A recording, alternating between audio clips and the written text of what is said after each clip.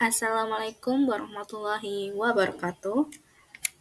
Perkenalkan, nama saya Rati Oktavia Ningrum dengan NIM 23 11 20 10 26. Baik, di sini saya akan menjelaskan tugas dari KES CPL Biologi Molekuler tentang kerusakan DNA pada E. coli, penyebab, dampak, dan mekanisme perbaikan.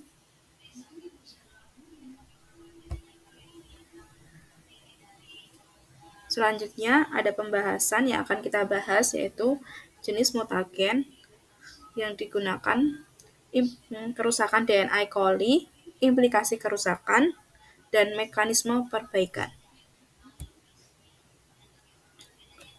Nah, selanjutnya ada pengertian dari Escherichia coli atau bakteri E. coli.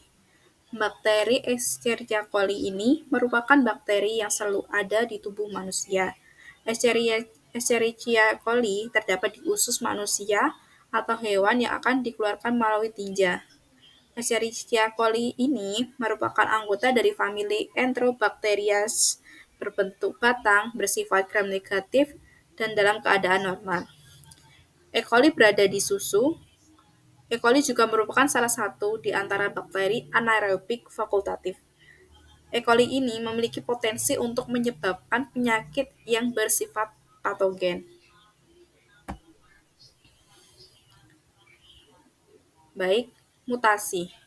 Pengertian dari mutasi ini ada perubahan yang terjadi pada bahan genetik DNA maupun RNA, baik pada taraf urutan gen maupun pada taraf kromosom. Mutasi dapat terjadi secara spontan akibat kesalahan dalam proses biologis seperti replikasi DNA atau dipicu oleh agen eksternal seperti mutagen fisik, kimia, atau biologis.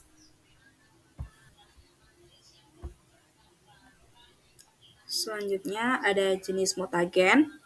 Mutagen ini merupakan penyebab mutasi itu disebut dengan mutagen. Kebanyakan mutagen adalah berasal dari mutagen kimia atau bahan kimia, mutagen fisika, mutagen biologi. Mutagen kimia ini adalah contohnya colchicine dan zat ketonin. Colchicine adalah zat yang dapat menghalangi terbentuknya benang-benang spindel pada proses arafase dan dapat menghambat pembelahan sel pada arafase. Penyebab mutasi dalam lingkungan yang bersifat kimiawi itu disebut juga mutagen kimiawi. Mutagen kimiawi tersebut dapat dipilah menjadi 3 kelompok, yaitu analog basa, agen perubahan basa, agen penyela. Selanjutnya ada mutagen bahan fisika. Contoh dari mutagen bahan fisika ini adalah sinar ultraviolet, sinar radioaktif, dan sinar gamma. Sinar ultraviolet ini dapat menyebabkan kanker. Penyebab mutasi dalam lingkungan yang bersifat fisik adalah radiasi dan suhu. Radiasi sebagai penyebab mutasi dibedakan menjadi radiasi background dan radiasi bukan background.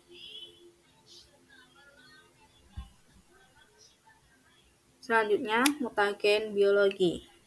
Mutagen bahan biologi ini biasanya virus dan bakteri yang diperkirakan dapat menyebabkan terjadinya mutasi. Bagian virus yang dapat menyebabkan terjadinya mutasi itu adalah DNA-nya.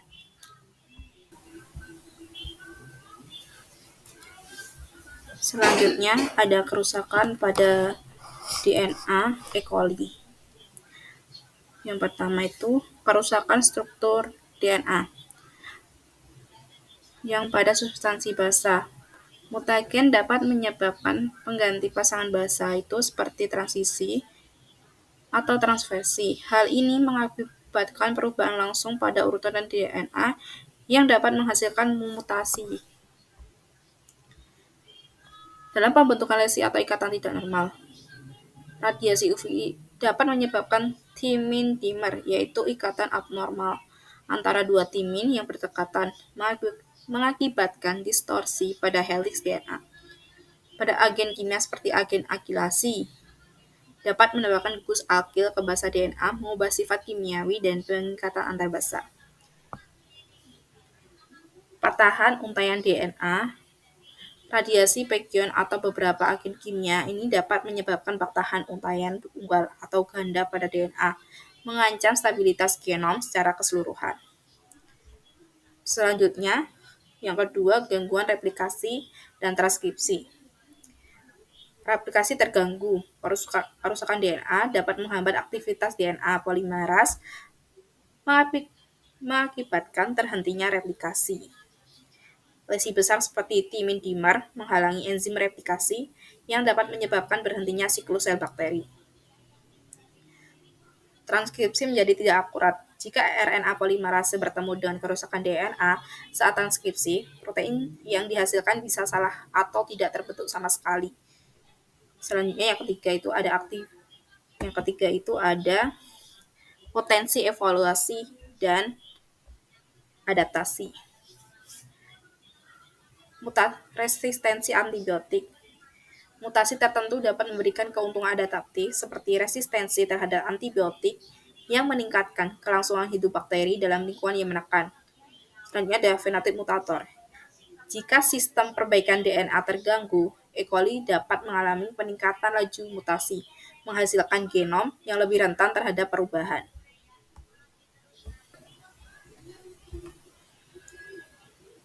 Selanjutnya, ada implikasi dari kerusakan materi genetik pada E. coli. Kerusakan materi genetik pada E. coli itu dapat berdampak terhadap kelangsungan hidup.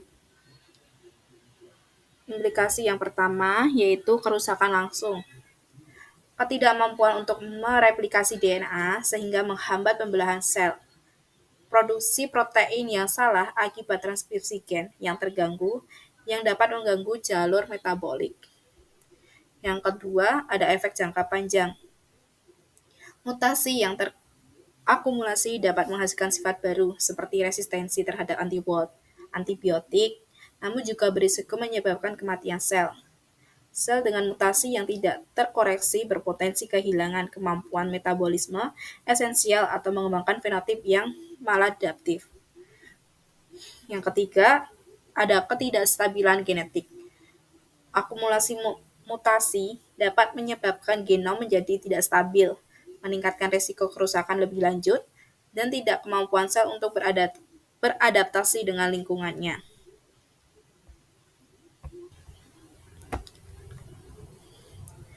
Baik, selanjutnya ada jenis mekanisme perbaikan DNA pada E. coli. Untuk mengatasi kerusakan DNA E. coli, itu memiliki berbagai mekanisme perbaikan DNA. Yang pertama, ada proto-activation. Enzim photoliase memanfaatkan cahaya biru untuk memperbaiki dimer yang dihasilkan oleh radiasi UV.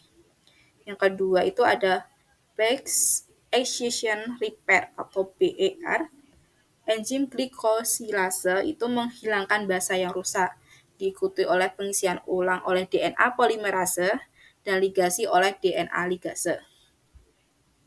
Yang ketiga, ada nucleotide excision repair. Sistem ini menghilangkan segmen DNA yang mengandung kerusakan besar seperti timin dimer dan menggantinya dengan segmen DNA baru. Baik, yang keempat, ada recombination repair. Memperbaiki patahan untaian DNA menggunakan salinan DNA homolog sebagai template. Baik, itu sedikit penjelasan yang bisa saya sampaikan. Kurang lebihnya mohon maaf. Wassalamualaikum warahmatullahi wabarakatuh. Terima kasih.